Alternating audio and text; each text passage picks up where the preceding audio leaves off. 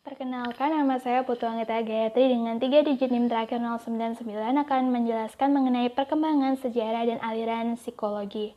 Adapun aliran pertama yang akan dibahas yaitu aliran behaviorisme dengan pokok bahasan untuk mempelajari tindakan-tindakan yang dapat dijelaskan secara objektif tanpa menggunakan terminologi subjektif atau mentalistik dan melihat reaksi atau memprediksi respon sesuai dengan adanya rangsangan.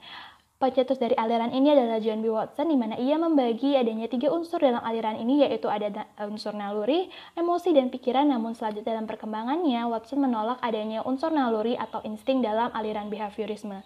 Selanjutnya ada metode, yaitu ada observasi, testing, laporan verbal, dan refleks yang dikondisikan. Adapun tujuannya itu mencoba memprediksi perilaku manusia sebagai evaluasi yang dapat diamati dan bukan mengarah kepada kesadaran. Tokoh-tokohnya ada Edward Lee Thorndike, yaitu mencetuskan Law of Effect, Vladimir Bekhterev, Associated Reflex, Ivan Petrovich Pavlov yang mengembangkan classical conditioning, dan John B. Watson yang mengembangkan konsep behaviorisme, dan Little Albert. Antecedennya itu tradisi filosofis objektivisme dan mekanistik, psikologi hewan dan functional psychology, dan setgeisnya pada tahun-tahun awal abad ke-20, positivisme telah menjadi bagian dari setgeis ilmiah, pengaruh objektivitas mekanistik dan materialistik juga untuk jenis psikologi baru yaitu konsep dari behaviorisme. Adapun kontribusinya yaitu membangun psikologi sebagai disiplin ilmiah melalui metode objektif dan eksperimen, aplikasi praktis terutama dalam memodifikasi perilaku, masalah, dan mendorong respon yang lebih positif dan bermanfaat. Kritiknya ada dari William McDougall yang meragukan asumsi Watson, ada Edwin B. Holt yang tidak setuju dengan penolakan Watson terhadap kesadaran fenomena mental, dan Carl Laszlo yang menentang gagasan Watson mengenai koneksi sederhana antara otak, syaraf indrawi, dan impuls motorik. Aliran selanjutnya yang akan dibahas adalah aliran neo-behaviorisme.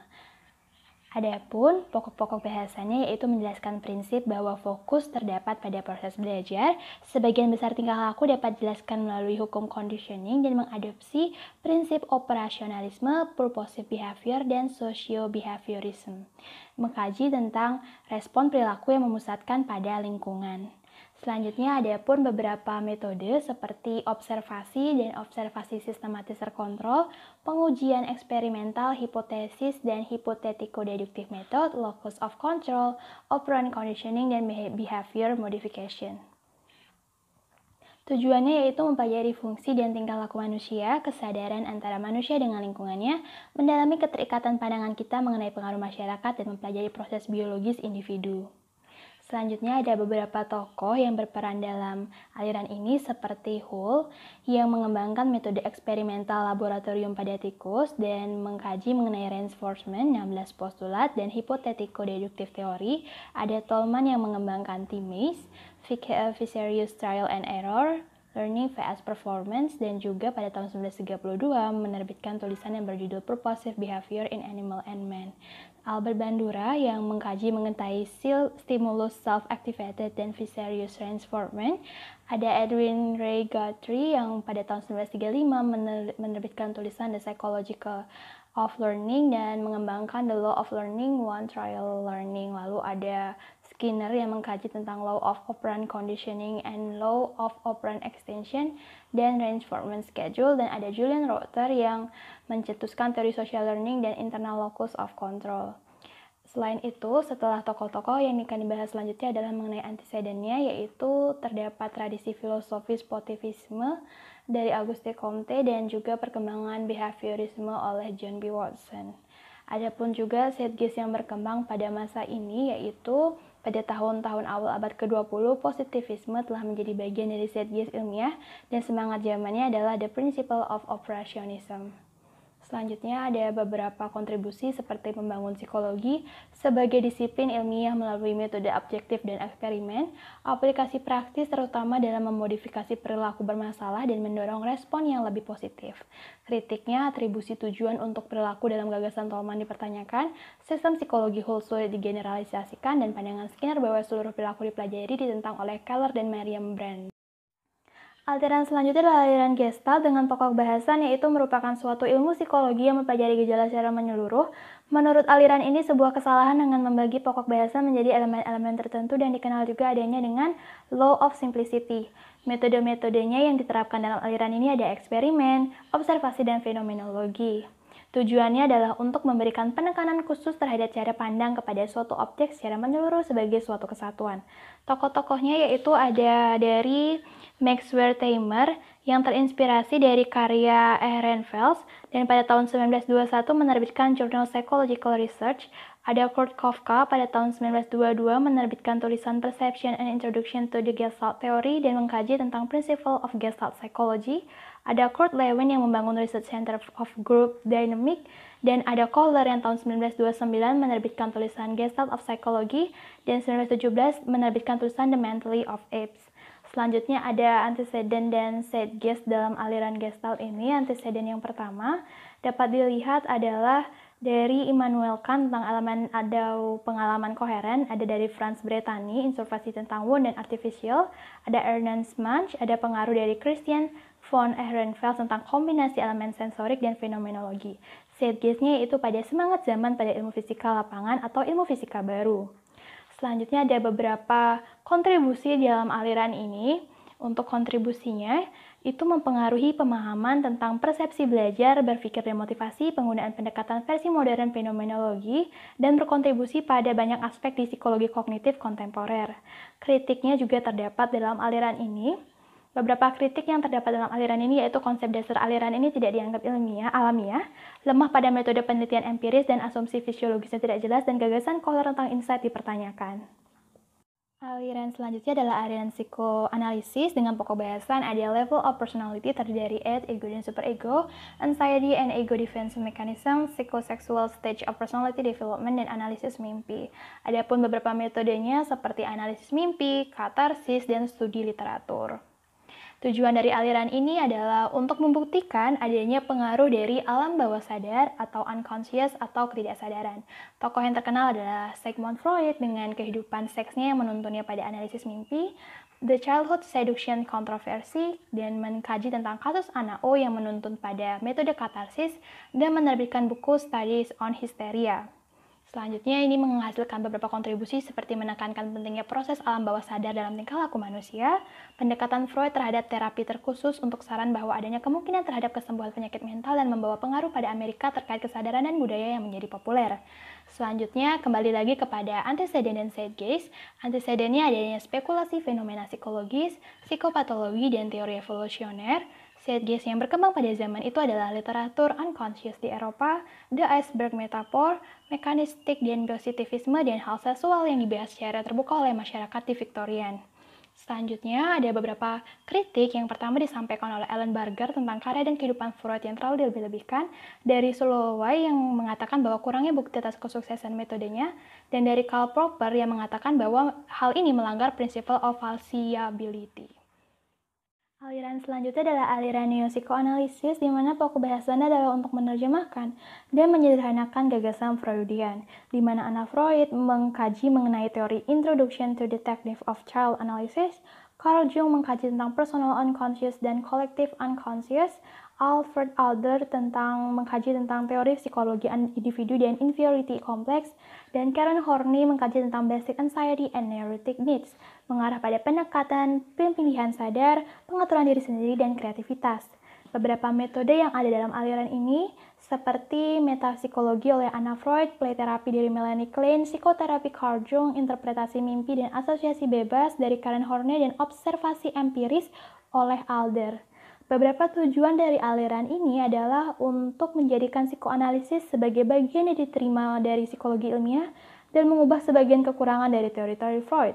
Ada beberapa tokoh dalam aliran ini seperti Anna Freud yang merevisi teori psikoanalisis ortodoks, Adler yang mengkaji psikologi individu dan inferiority complex, ada Carl Jung yang mengkaji tentang psikologi analitik dan mengembangkan konsep the anima and animus, Karen Horney yang mengkaji tentang basic anxiety and neurotic needs, Melanie Klein yang mengkaji mengenai interaksi sosial antara bayi dan ibu, dan Ken Kohut yang menerapkan konsep diri nuklir dalam hubungan antara bayi dan objek lainnya.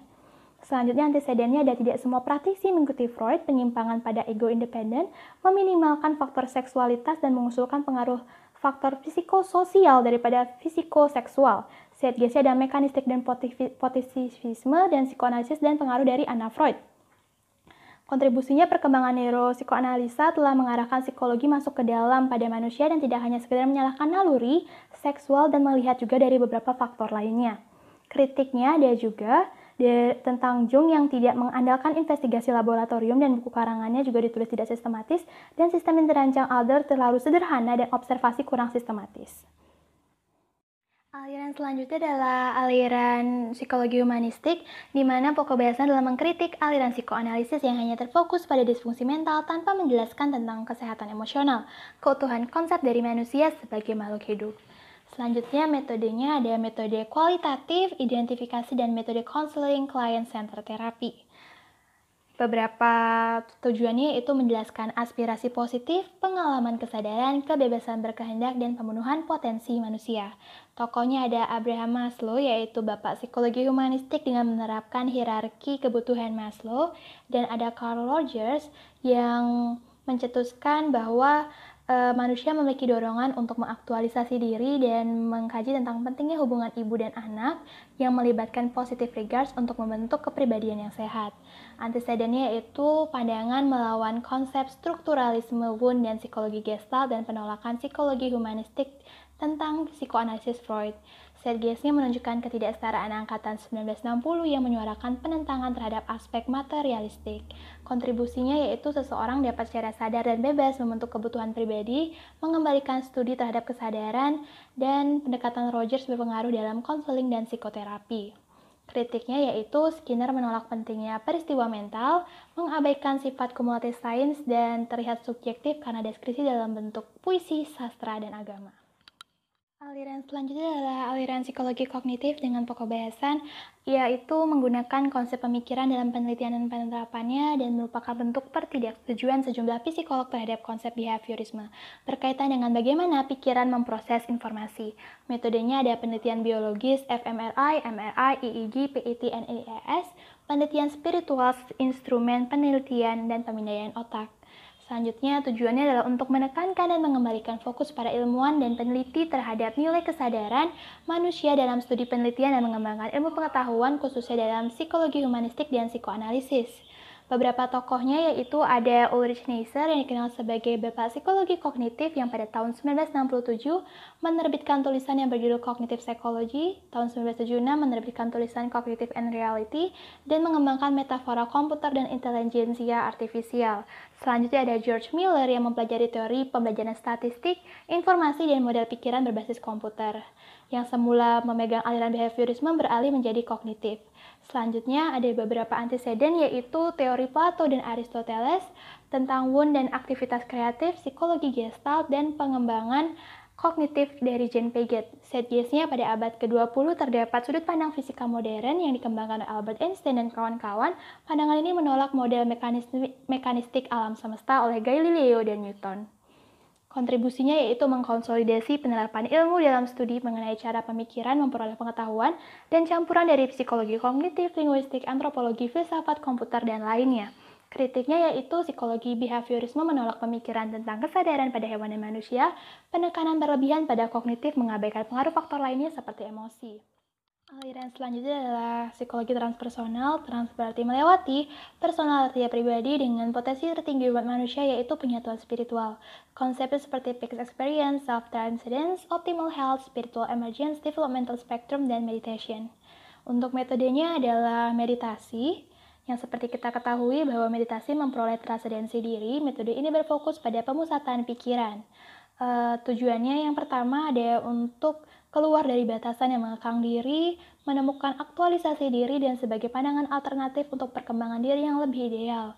Untuk tokoh-tokohnya ada Abraham Maslow dalam perkembangan psikologi transpersonal, ada Anthony Sutich yang tahun 1971 menerbitkan The Journal of Transpersonal Psychology, dan Stanislav Grof yang menerbitkan buku Psychology of the Future, Lessons from Modern Consciousness Research. Selanjutnya ada beberapa anteseden yaitu didasari pada pemikiran Carl Gustav Jung mengenai archetypes. Setgesnya yaitu pemikiran ilmiah Amerika denominasi oleh behaviorisme yang kurang simpati dengan eksplorasi rohani dan pada paruh abad ke-20 kembali diwarnai oleh eksistensialisme dan fenomenologi. Selanjutnya Ada beberapa kontribusi dalam aliran ini, yaitu pengakuan terhadap impuls menuju keadaan kesehatan dan pemenuhan ideal, pengakuan atas saling ketergantungan pikiran individu dengan ketersediaan pengetahuan batin yang unggul.